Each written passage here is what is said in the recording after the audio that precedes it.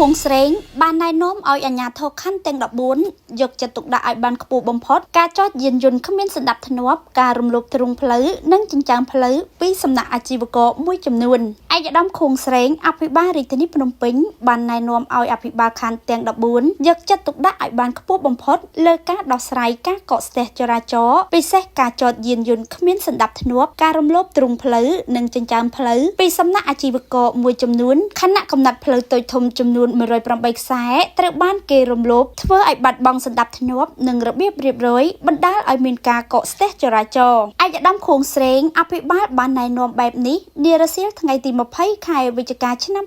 2025ក្នុងកិច្ចប្រជុំស្ដីពីការងាររៀបចំសណ្ដាប់ធ្នាប់និងរបៀបរៀបរយសាធារណៈក្នុងភូមិសាស្ត្ររាជធានីភ្នំពេញជាមួយកងកម្លាំងនិងអាជ្ញាធរខណ្ឌទាំង14នៅសាលារាជធានីភ្នំពេញខណៈដែលលោកដឹកនាំការប្រជុំឯកឧត្តមខួងស្រេងបានមានប្រសាសន៍លើកឡើងថាតាមការសង្កេតជាក់ស្ដែងក្នុងមួយសប្តាហ៍កន្លងមកនេះនៅរាជធានីភ្នំពេញមានការកកស្ទះចរាចរណ៍យ៉ាងខ្លាំងពិសេសនៅលើបណ្ដោយផ្លូវធំៗនិងផ្លូវចេញចូលរាជធានីភ្នំពេញតាមការសិក្សាការកកស្ទះចរាចរណ៍នេះគឺបណ្ដាលមកពីការចតយានយន្តមិនមានសណ្ដាប់ធ្នាប់និងមួយចំនួនទៀតបណ្ដាលមកពីប្រជាពលរដ្ឋមកពីប្រទេសថៃនិងមកពីបណ្ដាខេត្តផ្សេងៗទៀតសម្រុកមកភ្នំពេញដើម្បីរកការងារធ្វើឯកឧត្តមខួងស្រេងបានបន្តថាចំពោះការកកស្ទះចរាចរណ៍នេះអភិបាលខណ្ឌទាំង14ត្រូវយកចិត្តទុកដាក់ឲ្យបានខ្ពស់បំផុតក្នុងការស្រាយឲ្យប្រសើរឡើងជៀសវាងឲ្យបាននៅការថ្នាំងថ្នាក់ពីសំណាក់ប្រជាពលរដ្ឋពិសេសមើលនៅតាមសាលារៀនឯកជនមួយចំនួន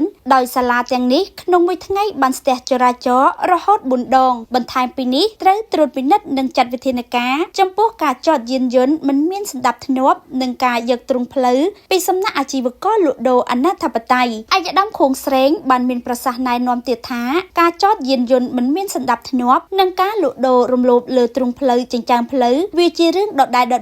ដូច្នេះអាជ្ញាធរខណ្ឌទាំងអស់ត្រូវយកចិត្តទុកដាក់ក្នុងការចាត់វិធានការដើម្បីរំដោះកំណត់ផ្លូវទាំងនោះឲ្យមានសណ្ដាប់ធ្នាប់និងកាត់បន្ថយបាននៅការកកស្ទះចរាចរណ៍យើងមិនអាចទុកឲ្យអាជីវករប៉ុន្មានអ្នកធ្វើឲ្យប៉ះពាល់ដល់ប្រជាពលរដ្ឋរាប់លានអ្នកនោះទេឯកឧត្តមខួងស្រេងបានរំលឹកថាមុននៃការអភិវឌ្ឍវិធានការរំដោះផ្លូវឲ្យមានសណ្ដាប់ធ្នាប់ពីសំណាក់អ្នករំលោភនេះដាច់ខាតត្រូវតែមានការផ្សព្វផ្សាយនិងណែនាំពួកគាត់ជាមុនដើម្បីឲ្យពួកគាត់ទទួលយកនិងចូលរួមហើយនៅពេលអនុវត្តការងារនេះគឺទទួលយកបានទាំងអស់គ្នាឯកឧត្តមខួងស្រេងបានបញ្ជាក់ថានៅរាជធានីភ្នំពេញមានកំណត់ផ្លូវតូចធំចំនួន108ផ្លូវត្រូវបានគេរំលោភធ្វើឲ្យបាត់បង់សណ្ដាប់ធ្នាប់របៀបរៀបរយតែទោះបីជាយ៉ាងណាក្តីអាជ្ញាធររាជធានីភ្នំពេញបានណែនាំនិងអនុវត្តលើការងារនេះបានល្អប្រសើរបានមួយកម្រិតហើយជាមួយគ្នានេះលោកអភិបាលរាជធានីភ្នំពេញណែនាំឲ្យអាជ្ញាធរខណ្ឌបន្តអនុវត្តការងារនេះឲ្យកាន់តែល្អប្រសើរថែមទៀតក្រៅពីកិច្ចការងារលើការរៀបចំសណ្ដាប់ធ្នាប់សាធារណៈឯកឧត្តមខួងស្រេង